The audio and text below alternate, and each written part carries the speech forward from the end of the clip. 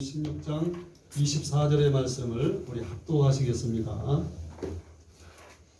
이사야서 53장 1절에서 6절 구약성경 1032페이지입니다. 우리 한 목소리로 합독합니다. 우리가 전한 것을 누가 믿었느냐? 여호와의 팔이 누구에게 나타났느냐? 그는 주 앞에서 자라나기를 연한 순 같고 마른 땅에서 나온 뿌리 같아서 본 모양도 없고 풍채도 없은즉 우리가 보기에 흠모할 만한 아름다운 것이 없도다. 그는 멸시를 받아 사람들에게 버림받았으며 반고를 많이 겪었으며 질보를 하는 자라. 마치 사람들이 그에게서 얼굴을 가리는 것 같이 멸시를 당하였고 우리도 그를 귀히 여기지 아니하였도다. 그는 실로 우리의 질보를 지고 우리의 슬픔을 당하였거늘 우리는 생각하기를 그는 징벌을 받아 하나님께 맞으며 고난을 당한다 하였노라.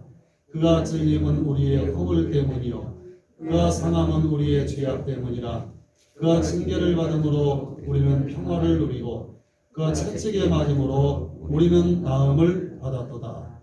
우리는 다 양 같아서 그릇 행하여 각기 제 길로 갔거늘 여호와께서는 우리 모두의 죄악을 그에게 담당시키셨도다. 아멘. 마태복음 16장 24절 우리 함께 합독합니다. 신약성경 27페이지입니다.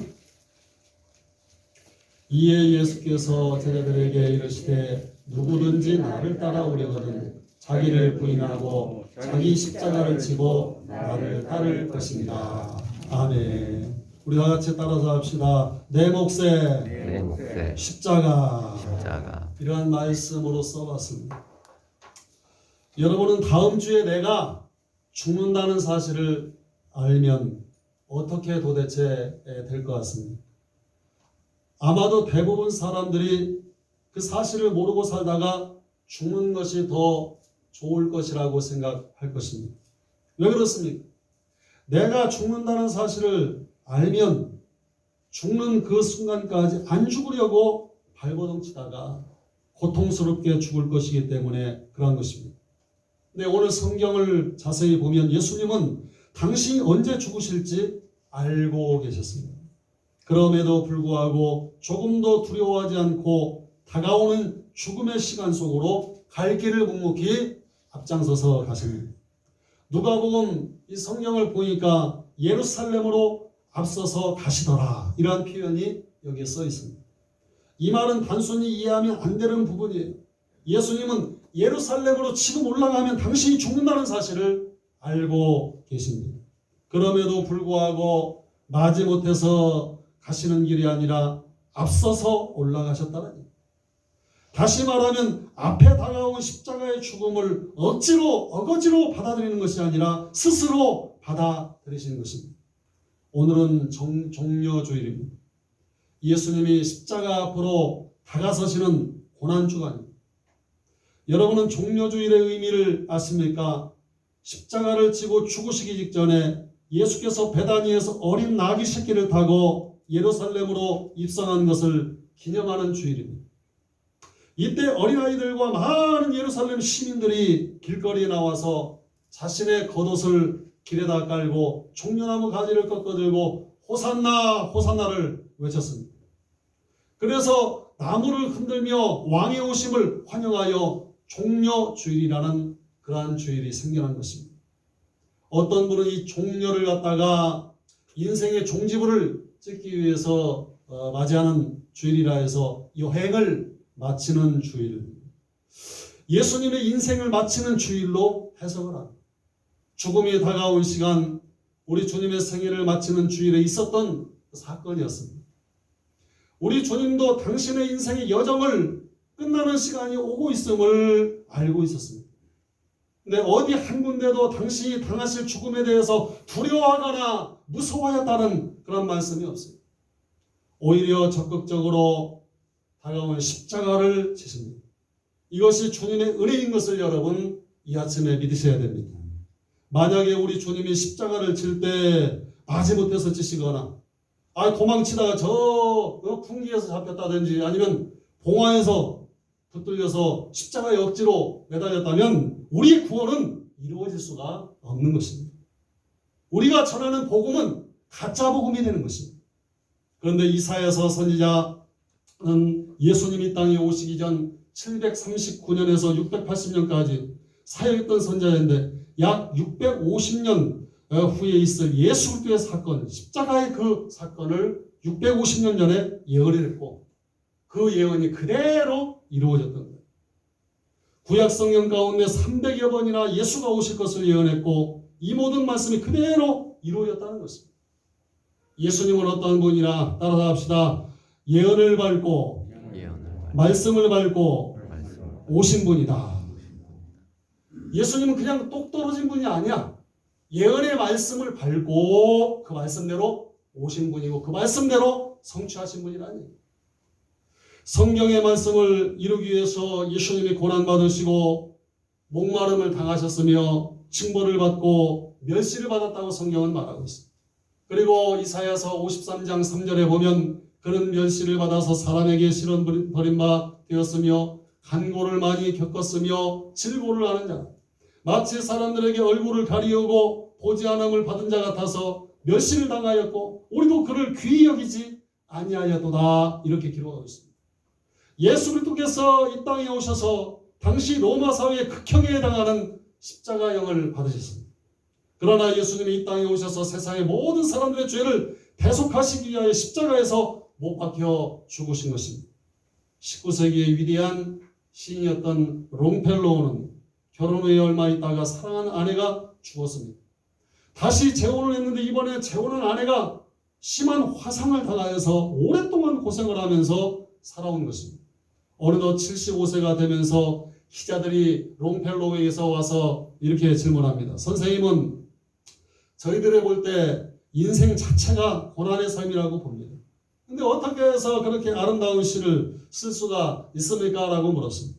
그때 롱펠로우는 정원의 사과나무를 보면서 죽은 것이나 죽은 것 같은 그 사과나무에 있지만은 매년 어김없이 봄이 되면 꽃을 피고 열매를 맺는다고 했습니다.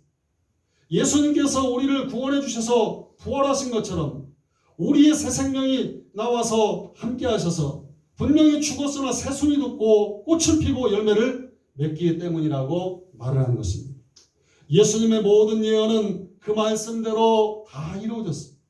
이제 마지막 남은 것은 무엇이냐면 예수님의 재림만 남았는데 이건 역시 예언은 그대로 이루어질 것입니다. 그러므로 예수 그리스도께서 고난을 받으시고 버림받은 것은 예언의 성취요 또한 그분이 바로 구세주 예수 그리스도이심을 우리가 믿어야 된다는 것입니다. 주님은 천국을 확신하고 부활을 확신하기에 조금도 두려워하지 않고 골고다 언덕으로 앞장서서 십자가를 지시고 죽으신 것입니다. 승려들이 싸움이 벌어졌어요. 2판 4판이라는 말이 나오는데 막다른 궁지에 이르러서 어찌할 수 없는 그 상태를 2판 4판이라고 말합니다. 또는 끝장난다는 그런 뜻으로 뾰족한 묘안이 없음을 비유로 쓰신 그런 말이에요. 2판 중은 참선, 경건공부, 포교 등 불교의 교리를 연구하는 승려들이고 절에 가면 4판 중은 절의 살림을 맡아서 하는 승려를 가리키는 말이 있습니다. 살림은 절의 재산을 관리한다는 말인데 살림을 잘한다 이 등에 쓰이는 살림이 여기에서 유래된 것입니다. 2판과 4판 중이 석 달 여러를 머리 터지게 싸워도 문제가 해결이 안 되고 폭력 사태가 이 절에서 계속되자 유명한 주지승이 큰 소리로 외쳤습니다. 그러자 그 기나긴 싸움이 끝나게 됐다는 거예요. 싸움을 끝나게 한 큰 말이 무엇입니까? 따라합시다. 내가 십자가를 지겠습니다. 아무래도 이분이 십자가의 의미를 알고 한 말인지 모르고 한 말인지 모르지만은 주지승이 십자가를 다 지겠다는 말로 모든 싸움이 끝나버렸다는 거예요. 십자가는 그런데 기독교의 핵심이고 성경의 핵심입니다. 그렇다면 왜 주님은 십자가를 져야 했습니까? 그렇지 않으면 누구나 이 질문에 답을 할 수 있을 것입니다. 우리의 죄를 대신 속죄하기 위해서 십자가를 지시는 거예요. 그렇다면 그 십자가를 왜 예수님이 지셨던 것입니까? 그분만이 죄를 속죄할 수 있는 자격이 있었기 때문입니다. 그분만이 죄 없으신 분으로 이 땅에 오신 것입니다. 그는 성령으로 동정녀 마리아의 몸에 잉태되었고 그러기에 그분만이 우리를 대신하여 죄값을 치를 수 있는 유일한 분이었던 것입니다. 그런데 그분이 우리에게 말씀하시기를 인간인 너희도 너희의 몫의 십자가를 짊어져야 된다고 이 아침 성령께서 우리에게 하시는 말씀. 우리는 그렇다면 어떤 십자가를 져야 됩니까? 찬송가 367장에 우리 다 같이 찬송합시다. 십자가를 내가 지고 주를 따라가노라. 이제부터 예수로만 나의 법에 삼겠네. 세상에서 복이 영화 모두 잃어버려도 주의 평안 내가 받고 영생 복을 얻겠네. 중국의 신학자 C.S. 송은 기독교의 상징인 십자가와 불교의 상징인 연꽃을 다음과 같이 비교하면서 설명을 했습니다. 연꽃은 물 위에 떠 있으면서 물결에 따라서 흔들리는 갈대와 같습니다. 자연의 변화에 자신을 순응하면서 적용시되 결코 거역하거나 충돌함이 없습니다. 매우 운동적이고 가변적입니다. 그러나 이에 비해서 기독교의 십자가는 땅 위에 서 있습니다. 반석 위에 서 있으면서 땅이 갈라지고 지진이 일어나도 결코 흔들림이 없는 것입니다. 기독교는 연꽃처럼 환경에 흔들려서 변화되는 것, 어떤 환경에 휩싸여서 따라가거나 변질되는 그런 것이 아닙니다. 환경이 어떻게 변하든지 세상이 어떻게 변하든지 거기에 변하는 것이 아니라 고고하게 십자가의 진리를 굳게 잡고 흔들림 없이 하나님이 섬겨나가는 것이 바로 기독교인 줄로 믿습니다. 기독교에서는 십자가는 하나님의 능력이라고 말씀하고 있습니다. 그렇게 수많은 믿음의 사람들이 십자가를 지고 주를 따라간다고 말했습니다. 십자가를 자랑하고 사랑한다고 외쳤던 것입니다. 북한 압록강변에 할머니 한 분이 살고 계셨습니다. 그런데 강 건너편 중국 땅에 어느 날 교회가 세워졌습니다. 50년 만에 교회 십자가를 보신 할머니는 하염없이 눈물을 흘리셨습니다. 매일 2시간씩 걸어와서 강가에서 십자가를 바라보며 눈물을 흘렸습니다.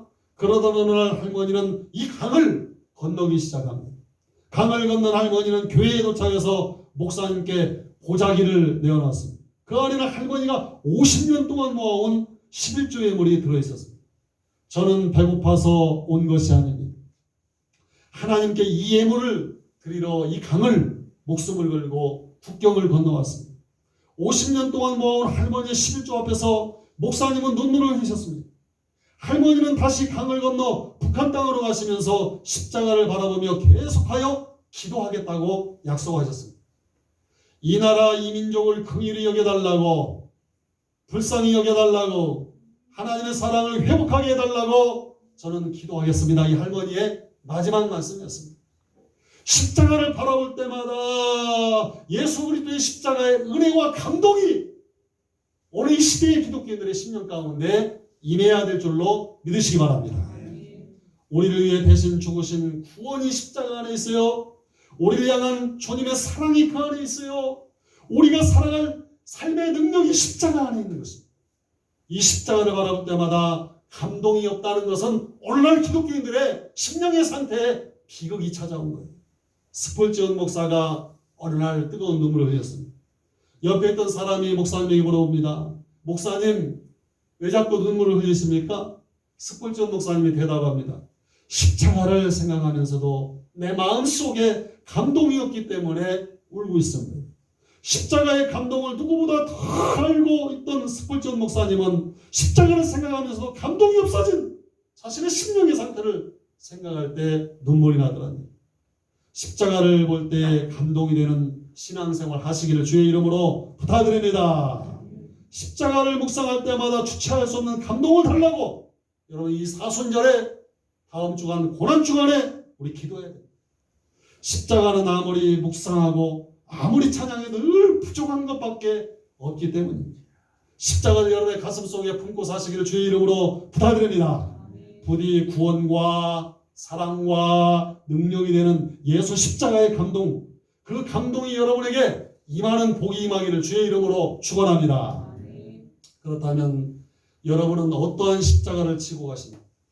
안타깝게도 너무나도 많은 분들이 십자가가 뭔지도 모르고 살고 있고 또 자기 십자가가 어떤 것인지도 모르면서 이 찬송을 부르고 있다는 얘기입니다.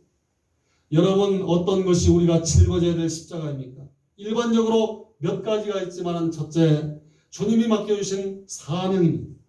하나님이 내게 맡기신 사명, 이것이 쉬운 일이든 어려운 일이든 십자가예요. 저에게는 목회가 십자가입니다. 여러분은 맡겨진 직분이 바로 십자가입니다. 근데 이 십자가는 어찌 보면 우리를 힘들게 하고 고통스럽게 하는 듯 보이지만 그러나 동시에 십자가는 축복을 달고 있음을 여러분 믿으시기 바랍니다. 우리가 사명 때문에 사실은 살고 하나님이 부르신 사명 때문에 하나님의 영광이 드러나고 그 사명 때문에 결국에 면류관을 쓸 것이기 때문에 이 십자가는 여러분의 삶에 큰 복이 됩니다. 성경의 요셉이 신령한 꿈을 꾼 뒤에 13년 동안 고난에 말할 수 없는 십자가를 짊어져야 했어요. 그러나 그것은 하나님이 더 큰 복을 주시기 위한 십자가였다는 것입니다. 바울이 당한 환난이나 고난도 복음 전파를 위해서 당한 십자가입니다. 잘 감당하면 상이 있고 잘 감당하면 면류관이 주어집니다. 그렇다면 어떻게 십자가를 져야 됩니까? 첫째, 자기를 버려야 됩니다. 내 생각, 내 경험, 내 판단을 앞세우면 절대로 그 십자가 질 수가 없는 거예요. 베드로가 주님의 십자가의 그 앞길을 막으면서 말했습니다. 성경의 말씀대로 보면 가나여 그리 마옵소서 그렇게 말했는데 영문 설경으로 이렇게 보면 예수님을 제자인 베드로가 감히 책망하며 그러지 말라고 꾸짖었다는 그런 표현이 담겨있는 거예요. 베드로가 사탄이라고 책망을 받은 이유가 무엇입니까?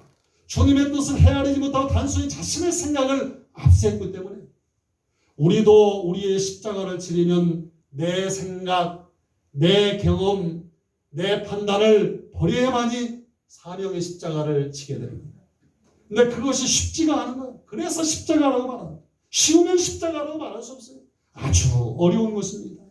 내 생각, 내 경험, 내 판단을 접어버리고 주님의 생각, 주님의 말씀을 따라가는 우리 성도들 되시기를 주의 이름으로 부탁드립니다.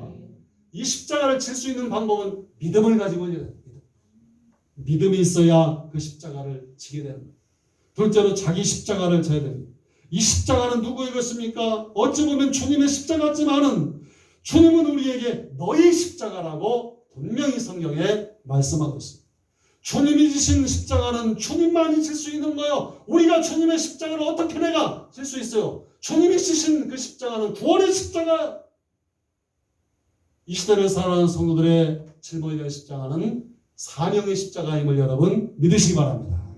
내 십자가는 다른 사람이 져줄 수도 없어요. 만약에 다른 사람이 내 십자가를 져주면 상급이 나에게는 아무것도 없게 될 것입니다. 여러분, 우리가 짊어져야 할 십자가를 다른 방면으로 얘기할 수 있는 사명일 수도 있고 때로는 견디기 어려운 이 코로나가 창궐한 이 참으로 단절된 세상일 수도 있고 또한 육체적인 나를 찌르는 가시일 수도 있는 거예요. 교회의 문제 살다 보면 직장의 문제 그리고 가정의 문제 심지어 신체적인 장애 자식의 문제 이런 것도 내게 주신 십자가예요. 그렇기 때문에 이 십자가는 믿음을 가지고 내가 짊어지고 나가야 된다. 아멘. 내게 주신 십자가는 내가 져야 됩니다. 물론 남들이 칠 수 있지만은 그렇게 되면 나의 자리가 없어지는 거예요.